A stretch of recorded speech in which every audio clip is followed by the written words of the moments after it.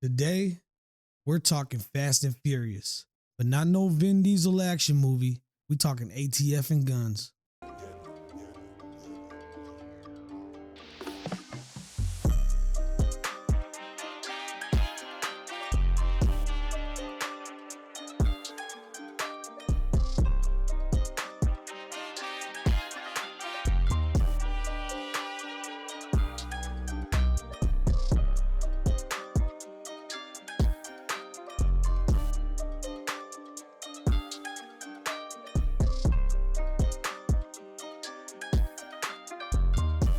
So Operation Fast and Furious was part of a bigger known operation known as Project Gunrunner. The main focus and original mission of Project Gunrunner was to stop straw purchasers and unlicensed dealers from buying guns legally and then taking them over the border to then be put into the black market. Now, the ATF later on determines that the Mexican cartel had become the leading gun trafficking organization in the southwest area of the U.S.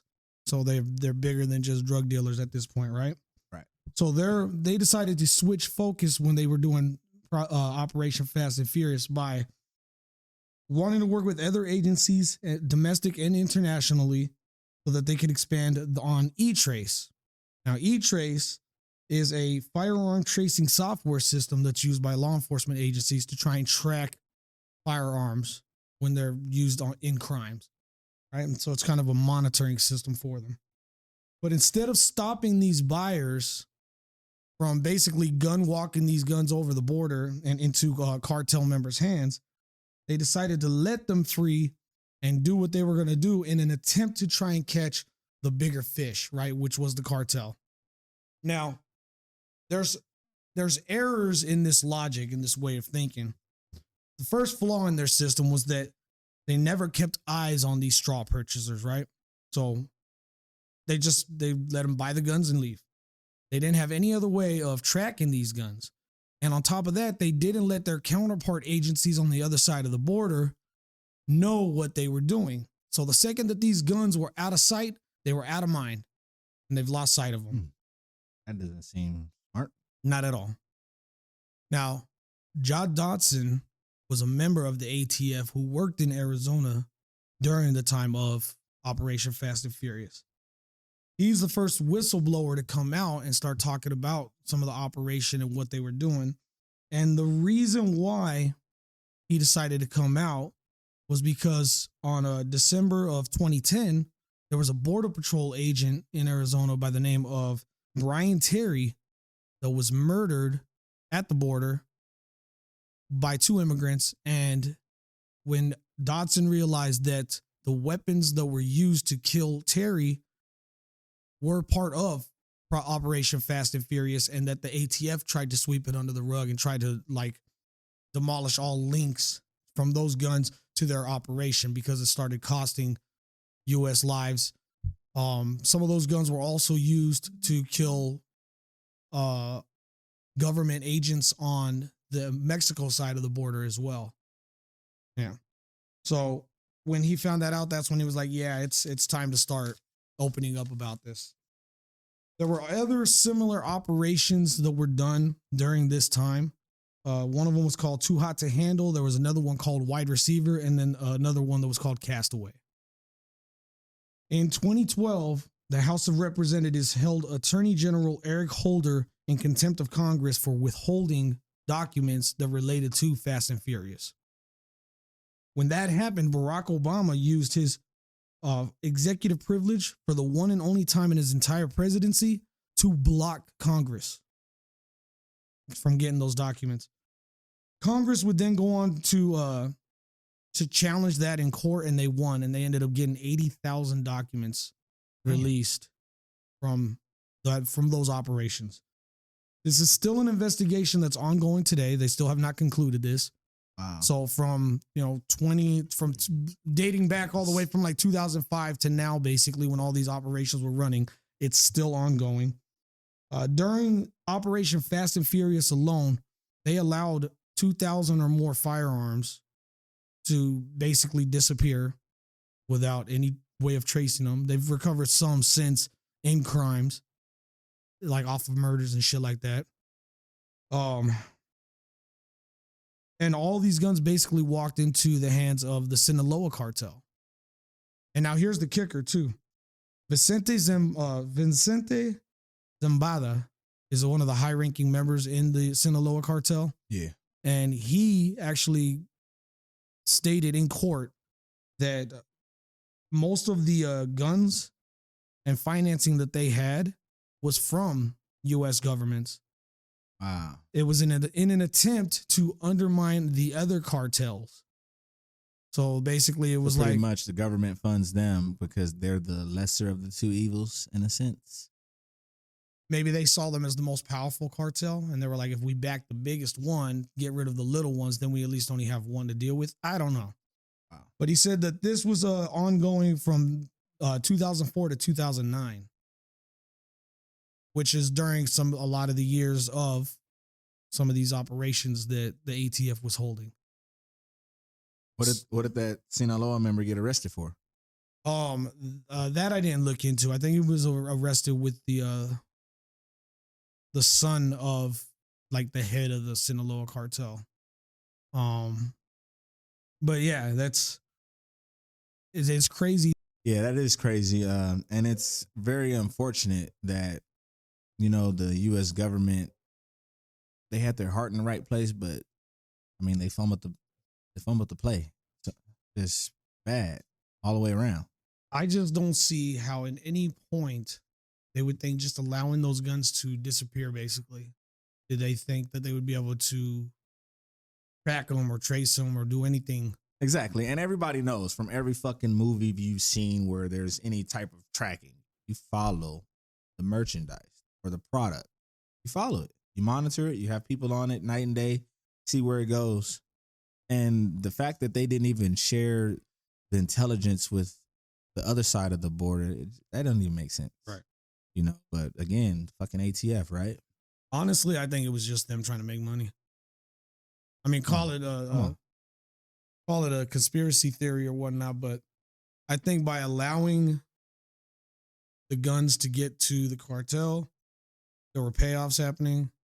And that's why a lot of this started getting swept out of the rug. Which, by the way, that Dodson guy is still part of the ATF. Wow. He's still a member. Still has his job. Even though all this is still going on. But he did say that his work keeps getting relegated. He keeps getting moved around. And he has dealt with like retaliation and backlash for coming out about this. Well, but he has stuck to his story ever since 2010 when he came out to it till now. Okay. So his story's been consistent. I mean, there's got to be some truth to that. So what part did he play in the whole story? He was part of boots on the ground in Arizona, watching some of this happen, and then being told by superiors, "Let him go, let it happen." Oh wow! So he like saw the transaction and was, I guess, you know, could have followed the guns. Yeah, and they're like, no, just. And they were like, no, let him go. So yeah, and then to hear that, you know, a border patrol agent gets, you know, mowed down by one of the guns. Yeah, I wouldn't sit well with me either. So there was a border patrol agent. There was a government official's, I think, cousin that got killed on camera in Mexico. There was 2 government helicopters in Mexico that got taken out. There's been other shootings as well. There's been some shootings linked in Florida, Texas, Arizona, and I can't remember what else. Yeah, that was going to be my next question, is how many crimes were committed on our soil with those guns? That they were able to trace the guns with. There was a couple in each of those states, and there was one more state, I believe, in New Mexico. So about 5-6 incidents. More that there's probably more than that. Yeah, I remember looking at the gun chart where it was showing it, but yeah, it's all the more reason, like I was stating in our last episode, fuck the ATF. Yeah, because sorry, I don't want to make it seem like we just keep ragging on the ATF, but yeah, there's but that's clearly some straight bullshit, you know. And I mean, it's call a spade, like I always say. Guys fucked up. You just fucked up, and then you tried to sweep it under the rug after somebody's son, you know, father, brother was fucking gunned down. No, it's fucked up. You got to own it now, you know. And kudos to the guy for being the whistleblower. I mean, even more power That's to a him hero, for man. sticking by his story this Yeah. entire time. That's a hero. Because if he folds up shop and decides, all right, I'm done, I'm tired of all this shit, Mm-hmm. then what do they got? And he's still working there, dude. Yeah.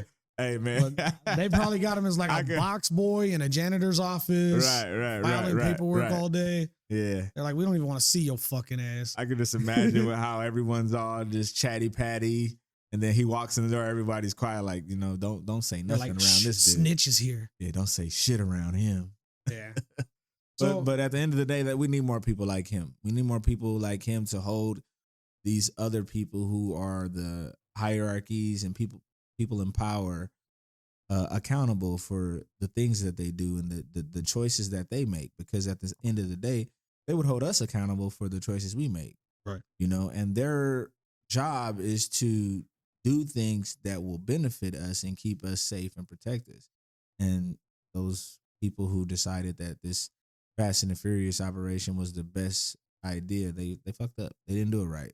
There's no way you sell 2,000 guns. That's a lot of guns, bro. Yeah. 2,000? You don't even follow it? And they didn't even trace it. That's a lot. Yeah. And I'm not saying that if they had followed it, none of the guns would have just got distributed out and they would have lost track, because 2,000 is a lot of guns. But at least they would have been able to keep an eye on the bulk of stuff. Well, and a lot of these guns were like AK-47s. There was I think there was recorded 3 Barrett 50 caliber rifles. See? That are in the hands of cartels now. You're providing them sniper rifles. And that goes into what I said. I believe I said it in the last episode. Like, sometimes these criminals get these guns via law enforcement. And it's just fucked up. It's a shitty situation. Yeah. Because it's almost like they caused the problem. Then with the problem that they caused, they try to use that to regulate us. Right. It's with like, issues they but you created. caused this. Like, yeah, it's just, that ain't cool. Not at all. And I'm surprised that it's taken this long for, I guess you could say, justice to be served. It's still an ongoing investigation. Yeah. But that's a lot of documents too. How many papers you said? There was like 80,000 papers released that back then. That was 2012. 80,000. So imagine documents. That's a lot. That's a lot. But by now they should have gone through that. It's 2010. That was 2012 when that happened. Like, come on. And it was a 2-year operation? Yeah. No, the operation started in 2005. Oh, the Gunrunner. Yeah, the Operation Gunrunner. So it changed started. names multiple times. Right? There's probably with any big operation, you got different missions within that operation. Right. Fast and Furious was one of those operations inside of the bigger operation op that they were running. So yeah. So yeah, there was no Vin Diesel in this. Yeah, no. Told y'all. No cool cars. It wasn't truly, unfortunately. But so it wasn't really a Fast and Furious. But you know what was Fast and Furious? What? This episode. Yeah. Nice and short. True. Nice and short. We did it because there were a couple of you in the comments that wanted to hear about it, wanted us to talk about it. So I went and I looked up some of this and put it out there for you guys. Yeah. And I want to say thank you to everybody who's been leaving comments, and we've been having a cool little back and forth lately. It means a lot to us. And if you haven't subscribed, go ahead and hit that subscribe button, and share and show that you care. It's definitely nice to have people having conversations instead of just trolling and saying bullshit comments. So we appreciate that. So yeah, come on, Lamont, go ahead and say it again, baby. Drop it one more time. Subscribe, share, and show that you care. Yeah, have a good one.